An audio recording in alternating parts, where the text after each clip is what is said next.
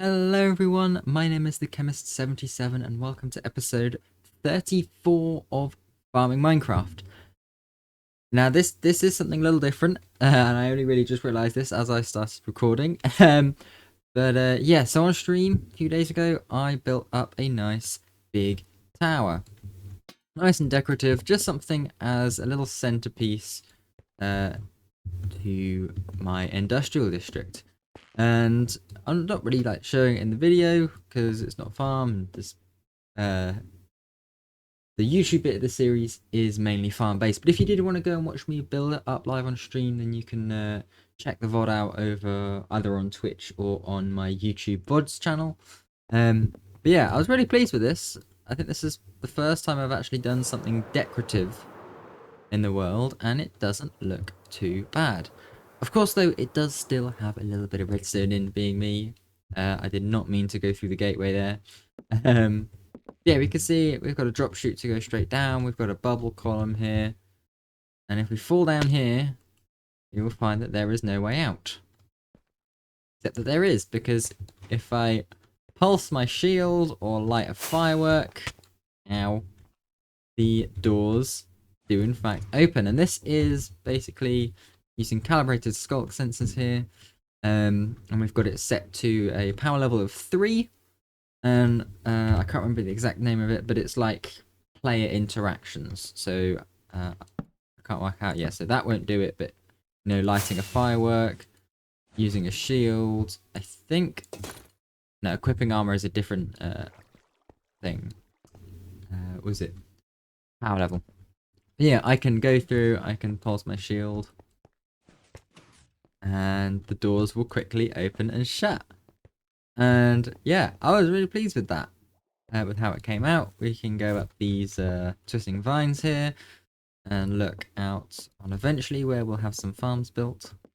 See the concrete factory over there, which actually I think that's another thing that I don't think I mentioned yet. I've added a filter on for dirt, so I can, and a little clock there so it works, so I can use coarse dirt in there in my offhand, have a hoe in my main hand, and yeah, it'll go through as dirt. I also wanted to set up a similar thing for stripped logs as well. Yeah, and then we can come out here, which is where most of our farms are at the minute. You can see all our tree farms over there. It's the cherry leaves from that one. And so yeah, and then of course we have a little bubble elevator which takes us straight back to the top. So yeah, this has gone very well. And again, if you wanted to watch me building this, then check out the VOD. Or I also have a time lapse uploaded on my Instagram. It's just the Chemist77. So yeah, feel free to go ahead and watch that as well. But for now, it's time to crack on with today's video. Now, in the next couple videos, I want to get a super smelter set up because I don't have one yet, and it's kind of annoying because anytime I need to smelt stuff, I have to use some rubbish like furnace setup thing. This thing, to be precise. And yes, I have some blast furnaces here, but it's not very good. It's not very fast. I have a lot of coal blocks in here at least. So I'm good on fuel. But I'm actually not going to use those coal blocks to fuel it. So today we are going to build a farm that will fuel the furnace array that we will then build next week. And so that fuel farm is going to be a giant piston feed tape lava farm. And so again, I'll do the usual, look at the schematic first, see how it works. So if you didn't know, lava on top of a block that has pointed dripstone underneath it will have the chance to fill a cauldron up. And cauldrons can be pushed by pistons, even with lava in. And so all we do is set up a clock. Well, it's not actually a clock, really. We just update this piston by pushing this observer in. And then, basically, we've got all of these little sections here, which is an observer facing into the feed tape, or the block stream. An observer, like, facing this way. and then a piston. So anytime a block moves here, this observer detects it.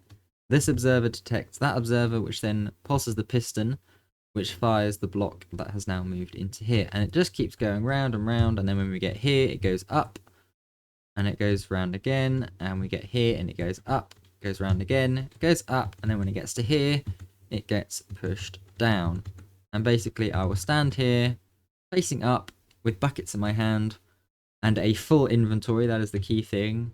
And what will happen is the buckets will then pop out, get sucked up by this hopper, because this is a bottom half slab here, so the hopper will pick things through, and then it gets put into the shulker loader, because if we just had normal chests, it would fill up very quickly, because of course lava buckets are non-stackable. So that is how that works. So this is going to be filled with shulker boxes, and I'm going to hopefully put enough shulker boxes in that I can't break the system, basically. However, this is a little bit awkward height, and the reason being is, if I get the right on, this is our super smelter. So this is positioned in such a way that the storage here is close to these chests here, and I'll explain more about how this works later, or next week rather. We won't be building this today, but yeah, so this is going to fuel this, which will give us lots of smeltable stuff, and it's quite close to the tower. I've just realized I might actually move that back that way by a bit. The other fun thing about the lava farm, it fits inside a chunk. Of course, I put that constraint on myself for this one as well.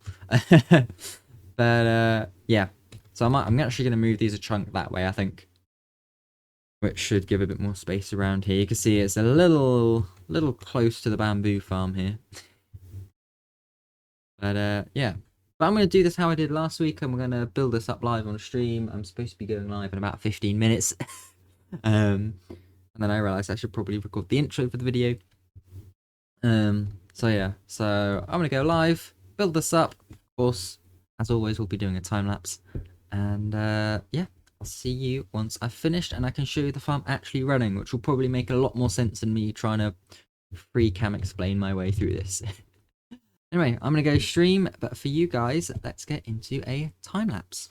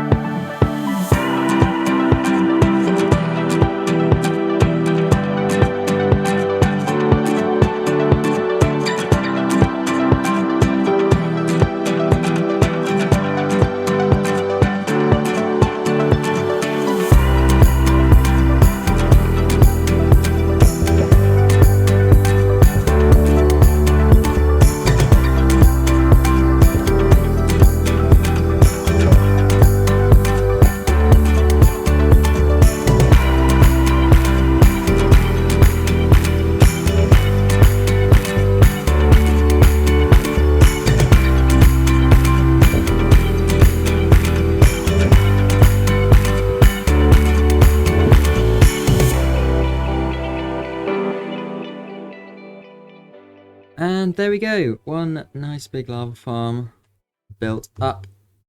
And yeah, so you can see it a bit more clearly now than in the schematic.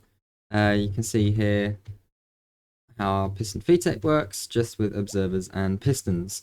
And yeah, so it will go across, then up on that corner, and then back around. You see it goes up here, back up to the back, and it comes across here and gets pushed back down to the start. And you'll notice here we have a few gaps. That's probably not the best example there. Yeah, this one here, for example, there's a gap here and a gap here. Now this is very important because these are where the cauldrons are in front of observers, and with the observer we need it to only update when a cauldron moves in front of it. So if a cauldron fills with lava, that will also update the observer. And so if that happens right before the piston pushes, then essentially the observer will update from the lava filling the cauldron, which would fire the piston. However, if this piston fires at the same time as this one, then this actually doesn't move, and the whole thing then breaks. So we just need to make sure that the only way these observers can update is with a cauldron moving in front of it and not a cauldron filling with lava. And so you see we have that all the way around, the same thing here, etc, etc. But anyway, I'm going to go turn it on, and you'll see a lot better on how the piston feed tape works. And how we turn it on actually is standing on this piece of string. Now, standing on a piece of string changes its state. That is something that the observer will detect. And basically, it will pulse this block, which pops this observer up into this position here. And when it moves, it sends a redstone pulse. So an observer moving is an update detection, which will trigger it. And it always triggers it in the block that it arrives at. So it will always power this piston. So when it gets moved up, this piston will power and it starts the piston feed tape off. And then again, when we get out, the string will then again update.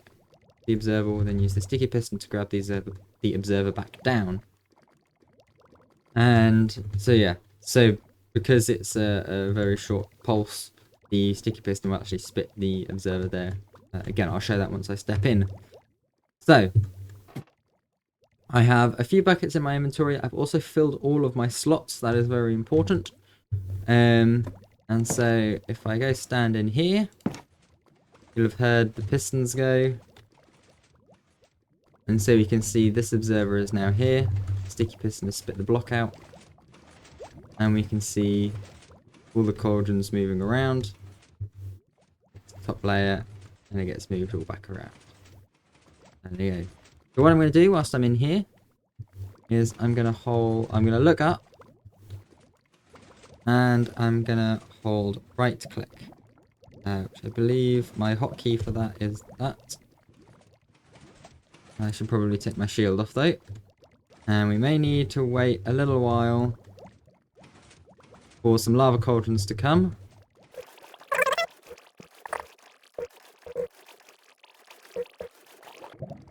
And here we go, we should see it soon. There we go, and you'll see the, it happened quite quickly, but the lava bucket got sucked up by this hopper here. So this is a slab I'm standing on, which because it's a less than a full block, the hopper can pick up through it.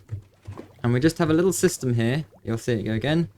So when a bucket lands in this hopper, you get an output on the comparator, which fires this redstone dust here, powers this block, which powers this dropper, which you'll notice in my hotbar will replenish, there you go, the number of buckets I have. And so this will just keep going round and round. I'll keep farming lava buckets. And that will slowly fill up this shulker box loader. And so, yeah. So we have a comparator into this block here.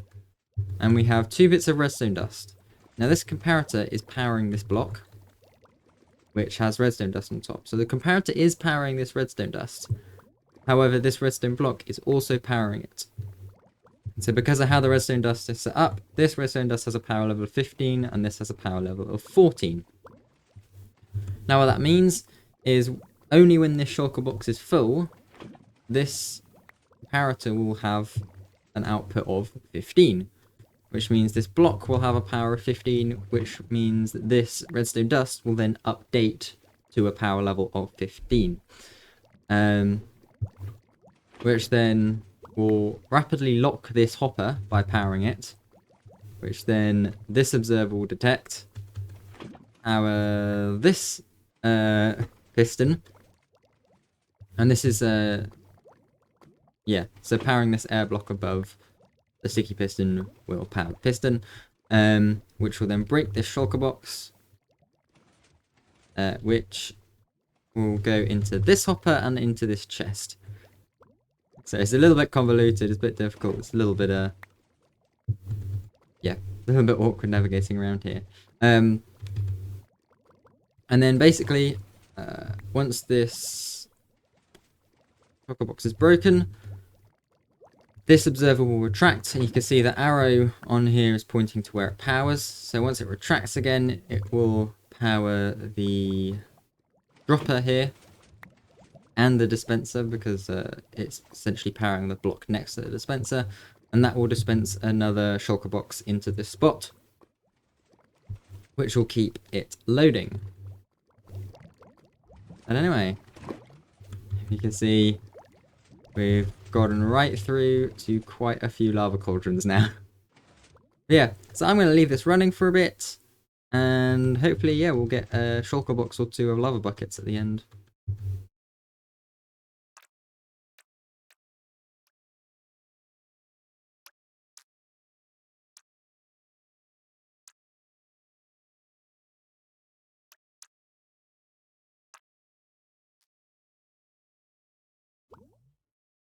Alright, let's see what we've got.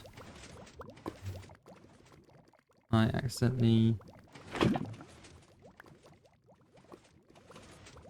What on earth is going on there?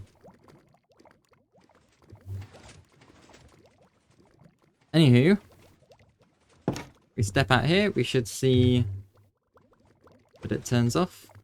There we go, and it's come and stopped back here. And if we go down here, you can see there's the hopper line that comes from our shulker box loader. We should have, yeah, we've got a few shulker boxes of lava buckets in. That is very nice indeed. And if we come back up here, we can just chuck the extra buckets in the hopper, wherever the next hopper is. I don't know why there's an ender chest in there. I have no idea why there's an ender chest in there. But anyway, so yeah, so that is the lava farm. And yeah, very excited to have this up and running. Organize my inventory a bit. Because this will fuel our super smelter, which if I turn on the placement, turn on our rendering, we can see appears just there like so. We can see we've got some bamboo hanging signs that I've been playing around with, and I'll talk about this a bit more at the start of the video. But yeah, I am very excited about this super smelter. This is actually a sort of 2 furnace arrays in one here. What we've got is on one side here we've got blast furnaces, and on this side we've got regular furnaces. And again, I'll talk more about what it's like, or how it works next week. And all the difference. There's a few different little function things that are going on here. Obviously, you've got fuel loading and material loading, things like that. You can see some of the signs, you know, collection, things like that. But yeah, that will do it for today's episode. That is really what we'll be doing next episode. And yeah, so thank you very much for watching. I'm very excited to have this on. And apparently I looked at an enderman there, because that is not spawn proof. That's fun. But yeah, we'll leave it there for now. Thank you very much for watching, and I will see you next episode. Bye!